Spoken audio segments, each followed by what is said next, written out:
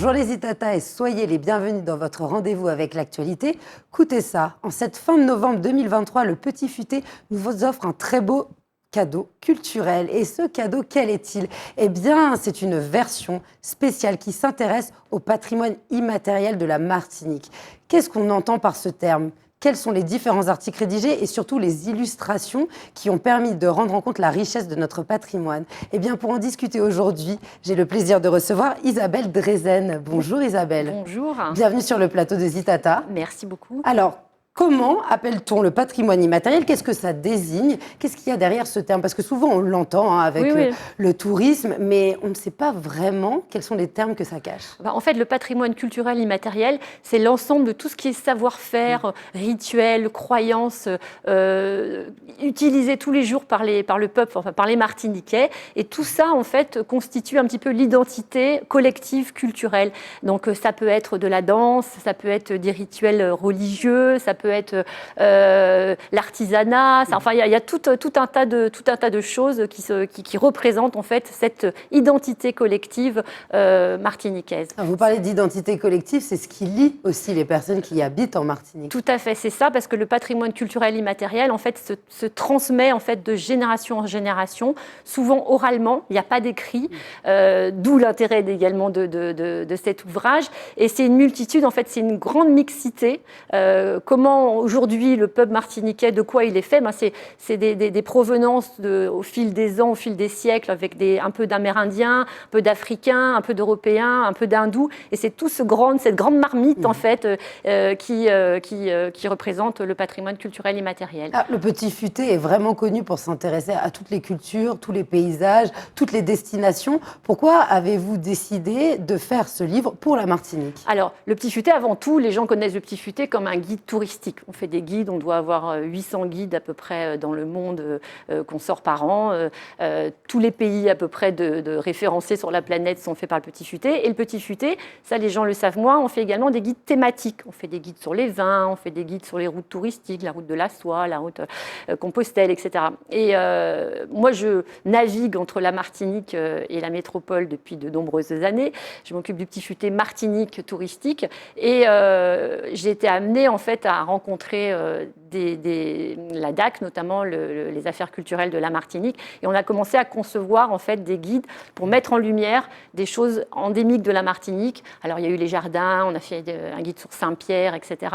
Et le PCI, le patrimoine immatériel, c'est quelque chose qui les gens ne savent pas finalement ce que ça représente, ne savent pas ce que c'est. Et c'était un petit peu, voilà, c'est un gros projet qui a duré 2 ans et qui me tenait vraiment à cœur. Vous étiez plusieurs, donc là on parlait bien sûr de la référence au culturel. Oui. Il y a aussi l'autrice qui est une femme. Il y a vous qui représentez le Petit Futé, ce sont des partenaires. Ah, complètement, on est vraiment dans un partenariat. Alors la direction des affaires culturelles nous a commandé en fait cet ouvrage. Le Petit Futé a sa légitimité, parce qu'en fait ça permet d'exporter à travers le monde entier en fait ce PCI martiniquais, et il était normal en fait de faire appel à un ou une auteure du cru martiniquaise, et en l'occurrence il s'agit d'une charmante dame très lettrée qui s'appelle Thérèse Léotin. Et qui nous a fait le privilège et le plaisir d'écrire ce guide. Alors, il a fallu faire des choix où vous avez été le plus exhaustif possible dans cette version. Le Petit Futé n'est jamais exhaustif. Le Petit Futé fait toujours des choix. Voilà, c'est important de le dire, et on en est fiers et on le revendique. Donc s'il y a des oublis, en même temps ça me permet de dire que s'il y a des oublis, on pourra dire que c'est un choix. Non, c'est pas. On a essayé d'avoir un panel assez large en fait du PCI, mais ça n'a rien d'exhaustif. Alors si vous le voulez bien, on va un peu balayer le programme de ce guide. Moi je l'ai lu personnellement et franchement j'ai trouvé ça très enrichissant parce qu'il y a des données que l'on connaît sur l'histoire, sur la culture, sur les légumes, la musique. C'est vraiment très varié, les thématiques. Oui. Et en même temps, il y a des choses qu'on a peut-être soit oubliées, qu'on n'a jamais su. Donc, c'est un guide qui permet aux personnes habitant ici, d'origine martiniquaise, de redécouvrir le patrimoine et aussi d'aller plus loin pour les touristes. Complètement. À la base, en fait, l'objectif initial était de faire un ouvrage qui identifiait un petit peu et qui présentait aux Martiniquais, aux résidents martiniquais, en fait, qu'est-ce que c'était cette identité culturelle commune.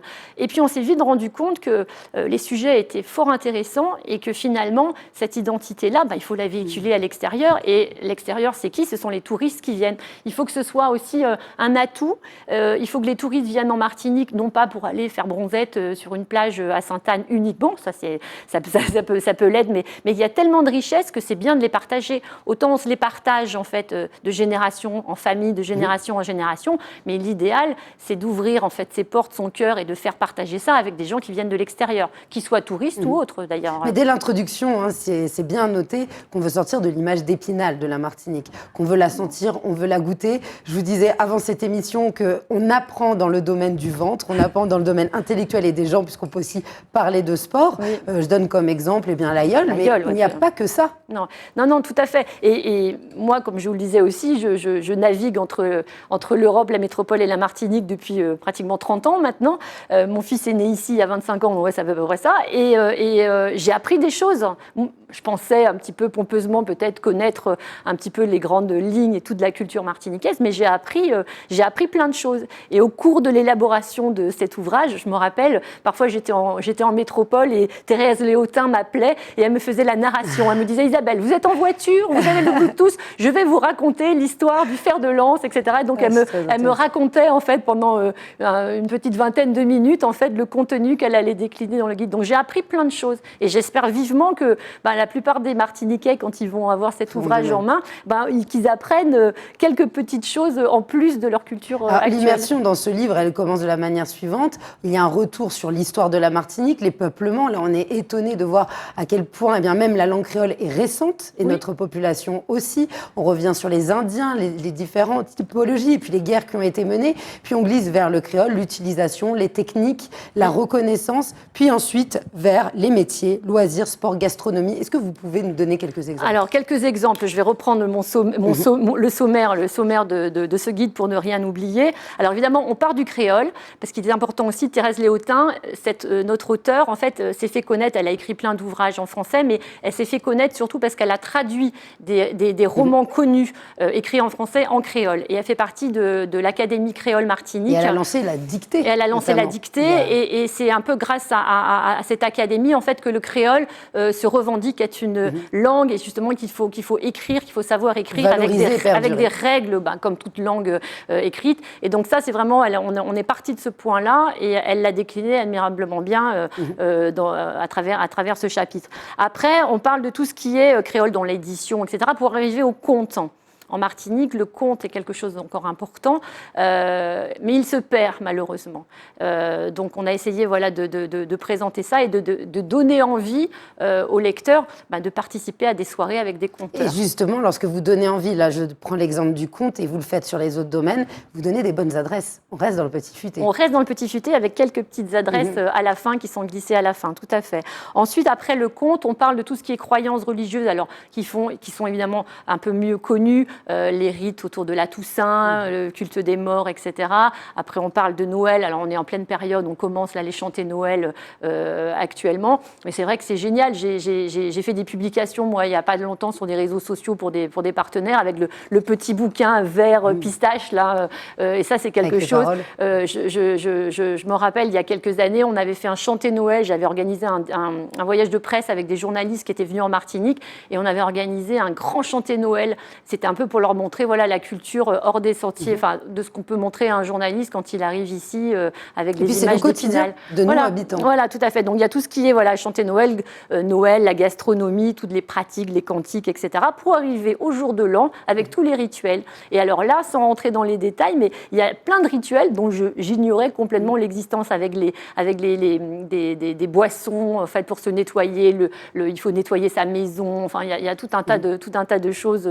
Je ne sais même pas si la plupart des gens le savent, en fait. On arrive évidemment après Noël sur le carnaval. Bon, voilà, ça c'est on reprend un peu toutes les grandes lignes et puis on raconte en fait cette histoire du carnaval, pareil avec ses rites, etc. Les jours fériés et puis après évidemment, suivant le calendrier, en fait, le carême après le carnaval. Donc voilà, ça c'est pareil, c'est des choses.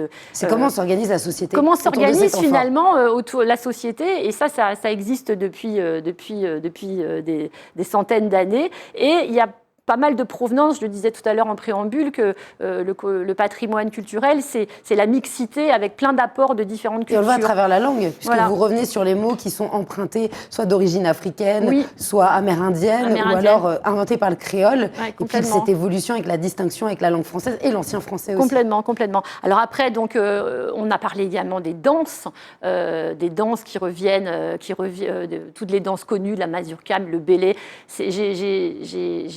J'ai entrevu l'autre jour aux Anses d'Arlet des cours de bélé à travers la porte. Il y avait une cour avec des gens. Mais c'est intéressant de voir qu'en fait, ces danses, etc., font partie du quotidien des Martiniquais et que finalement, un touriste qui rentrerait de la plage aux Anses d'Arlet peut passer sa tête et puis aller essayer d'apprendre un petit peu de quoi il s'agit et de découvrir, en fait, parce que le bélé, si on n'est pas en Martinique, personne ne sait ce que c'est le bélé, en fait. Voilà. Donc après, il y a toutes les autres danses un petit peu plus classique. Que dire d'autre? Il y a les métiers, on n'a pas les personnages historiques. Là, on en revient à l'histoire, mais c'est sur les grands personnages qui représentent la Martinique, qui ont pu être des intellectuels en France et qui ont fait rayonner notre patrimoine et notre connaissance. Et puis les croyances. Ah oui, ça, les croyances,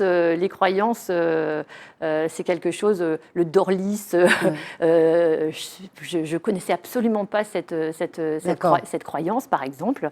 Qu'est-ce qu'il y a? Évidemment, tout ce qui est quimbois, avec les rites autour. Alors, petite anecdote, j'ai eu pas mal j'essayais d'illustrer le quimbois. Au milieu d'un carrefour. Au milieu d'un carrefour, voilà. Donc, on cherchait des photos je me disais, mais comment on va faire pour illustrer ça? Donc, heureusement, j'ai eu des dotations de photos d'une collectionneuse, etc., qui m'a donné sa collection personnelle. Qu'est-ce qu'il y a dans les autres? Il y a plein de croyances. Dans les autres croyances, le margouillat. Ça vous parle, ça? Eh ben non, vous allez nous l'apprendre. Alors, c'est avec des animaux. Il y a tout ce qui est le botrops lancé au lait ou comment l'éviter sur la route. Ça vous parle aussi? Non, pour le moment, j'ai jamais essayé de l'éviter. Voilà, donc il y a tout un tas de croyances incroyables. Je sais pas, voilà où Thérèse est allée chercher tout ça, et elle narre ça avec beaucoup une belle plume et une pointe d'humour. Donc avec des animaux évidemment qu'on connaît, des plantes que l'on connaît, mais on ne connaît pas forcément les rites qui sont raccrochés, qui sont ancestraux ou qui méritent aussi un intérêt pour communiquer entre les générations. Parce que ce livre permet aussi de pouvoir en discuter dans la famille. Peut-être que la grand-mère, le grand-père vont dire « Ah, je m'éveille à ça, je me souviens ».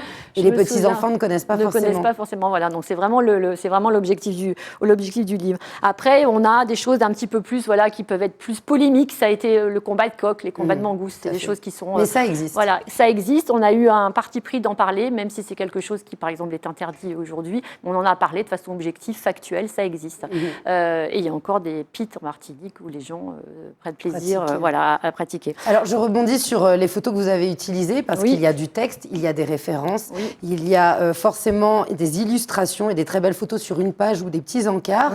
Il a fallu aller à l'origine aussi, illustré avec des personnages qui sont connus, que ce soit actuels ou anciens. C'était difficile de faire le tri? Alors, c'était très difficile. Et puis, d'illustrer ce qui est immatériel, c'est encore plus difficile que d'illustrer un guide classique. Quand on fait un guide sur la Martinique, il suffit de faire le tour et puis, avec un photographe, de lui commander ou de les faire soi-même des jolies photos, en fait, sur les spots, on va dire, instagrammables, comme on dit maintenant, de la Martinique. Quand on veut, je prenais l'exemple du quimbois ou même de la pêche à la Seine où il y a un groupe de musique qui s'appelle, alors attendez, c'est des chanteurs en fait qui utilisent en fait les lambis, Watabi, je m'excuse d'écorcher le nom.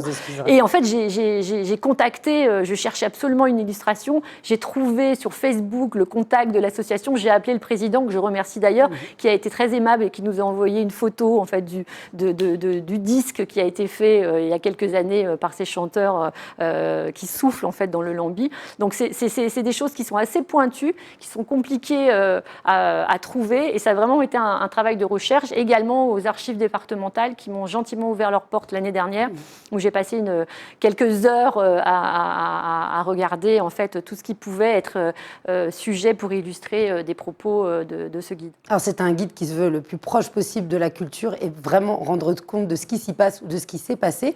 Où peut-on trouver ce guide actuellement? Alors aujourd'hui, il vient juste de sortir, il est trouvé au lieu de l'imprimerie. Le plus facile en étant en Martinique actuellement, c'est de l'acheter directement sur le site du Petit Futé, petitfuté.com, et vous allez dans la partie boutique et vous indiquez Martinique, patrimoine culturel immatériel, et vous pouvez le commander à l'avance. Il vous sera livré directement par la poste en quelques jours, soit en version papier, comme ceci, ou alors en version numérique, ce qu'on appelle les e-books, que vous pouvez mettre sur votre tablette, votre ordinateur ou et votre téléphone. Lire aussi sur ce téléphone portable, sur le téléphone, digital. Voilà, tout à fait. C'est ce qui domine actuellement et on peut visiter quelque chose tout en ayant ces explications à côté. Tout à fait. Lorsqu'on se déplace et qu'on pense et qu'on voit une référence dans votre livre. Tout à fait. Et je me demandais vers quel public est-il destiné au niveau de l'âge? Est-ce qu'on peut mettre ça entre toutes les mains ou il faut avoir 10, 11 ans? Alors, il peut être mis entre toutes les mains.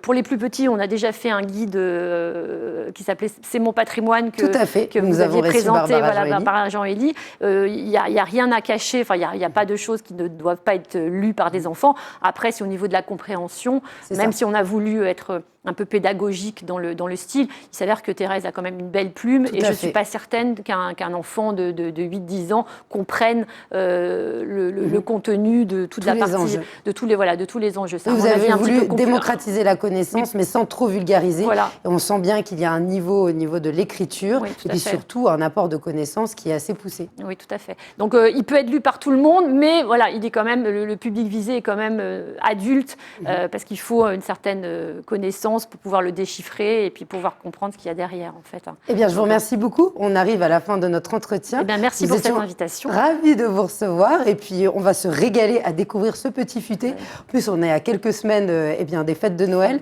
Donc, c'est un moyen aussi de faire vivre nos richesses de la Martinique. Merci beaucoup et à bientôt. Merci à vous. Merci les Itata. J'espère que vous avez apprécié cette balade culturelle. Je vous encourage à lire car la culture passe aussi par la lecture. Je vous dis à très vite pour un prochain Écoutez ça.